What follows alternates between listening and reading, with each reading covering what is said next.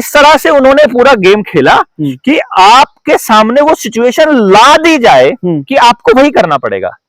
जैसे कि चीनी खाने से आपको कैंसर होता है, ये सबको मालूम है, उसमें सल्फर है, ये भी सबको पता है। अब चीनी नहीं खाएं तो क्या खाएं? वो बोलेंगे कि चीनी नहीं खाएं तो आप शक्कर गुड़ खाइए। शक्कर गुड़ खाएंगे तो उसके लिए तो कलेसर चाहिए। कलेसर के ऊपर पर्यावरण प्रदूषण फैलाने के नाम का आपको चालान कट जाएगा। तो आप कलेसर नहीं खोल सकते, तो आपको मजबूरी में चीनी ही खानी पड़ेगी, क्योंकि गुड़ शक्कर उससे महंगा पड़ेगा। इसी तरह से आपको खांड, देसी खांड नहीं मिलेगी, देसी घी नहीं मिलेगा, चमड़े वाला घी मिलेगा। पूजा के घी के नाम पर कितना सारा नकली घी पकड़ा जाता रहा है।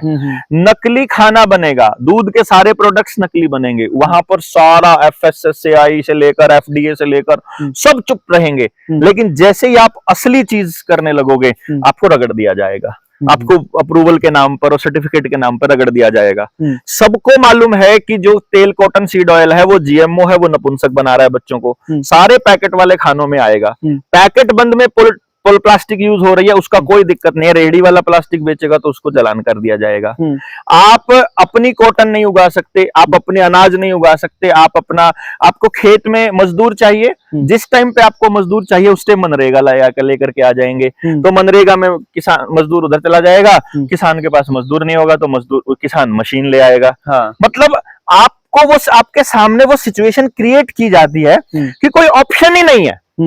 जैसे सरकारी स्कूल में, मतलब जो सामुदायिक स्कूल था उसमें सभी के बच्चे पढ़ते थे, तो उन्होंने इमेज क्या बनाई कि यहाँ तो फ्री का राशन मिलने लग गया है, गरीब बच्चे आते हैं, ये इमेज बना दी। तो जो गांव में जो अपने ऊपर गरीब वाला स्टैंप नहीं लगवाना चाहता था, उसने वो स्कूल में से बच्चे हटा लिए। तो अब आपका स्कूल से ध्यान चला गया। स्कूल से ध्यान चला गया तो अब जो गरीब का आदमी है उसको नहीं मालूम है, स्कूल मैनेजमेंट कमेटी बनाई, उसमें गरीब आदमी जिसका बच्चा पढ़ता है उसको मालिक बनाया, मास्टर जी सचिव बने, पैसे का ट्रांजैक्शन मास्टर जी कर रहे हैं, सिग्नेचर वहां स्कूल मैनेजमेंट कमेटी के उसके हो रहे हैं, हेड के हो रहे हैं, वो गांव का आदमी है। उसकी मदद से एक प्रस्ताव पास किया, गांव की जमीन सरकार के नाम पे रजिस्ट्री कर दी। इसी तरह से दूसरे डिपार्टमेंट्स के अंदर कर दिया। अब मजबूरी में आप सरकारी स्कूल की जमीन की तरफ ध्यान ही नहीं दे रहे हो। खेत में जो ट्यूबवेल वाला पानी था, आपको बिजली पहले फ्री दी और 24 घंटे दी, उसकी वजह से आपने नहरी पानी की तरफ ध्यान देना बंद कर दिया।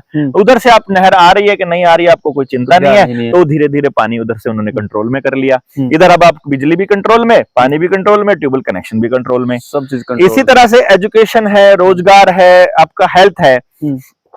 आप जो एलोपैथी वाला डॉक्टर है वो रोज कितने लोगों को मतलब राम जी के पास पहुंचा रहे हैं, वो तो उनके ऊपर कोई कार्रवाई नहीं है। लेकिन अगर किसी होम्योपैथ के साथ ऐसा हो जाए, या कोई नेचुरोपैथी या किसी आयुर्वेद की तैयारी मतलब प्रैक्टिस करते हुए अगर किसी के साथ ऐसा हो जाए तो सारा मीडिया उसकी इस्तेसी करने पर लग जाता है। तो लोग फिर इन प्रोफेशंस को छोड़ने की तैयारी कर लेते हैं।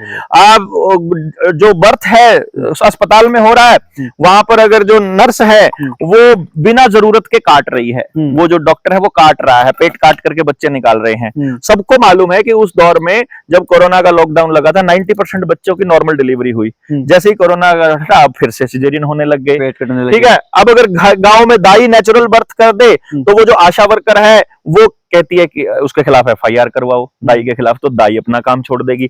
यानी आपको आपकी परंपरा से दूर करना भी मजबूरी बना दिया, आपकी जमीन पे बेहिसाब खर्चा करना भी मजबूरी बना दिया, आमदनी का ना होना भी मजबूरी बना दिया, समाज का टूटना भी मजबूरी बना दिया, आपका दिन रात काम करने के बावजूद भी लोन के अंडर रहना भी मजबूरी बना दिया, और धीरे धीरे आप पूरे कर्जदार हो जाएं, आपकी सारी जमीन बैंकों के पास चली जाए, आपके सारे अधिकार सरकार ले ले और उद्योगपति ले ले और प्राइवेट कंपनियां ले ले, और उसके बाद आपके पास कुछ ना बचे।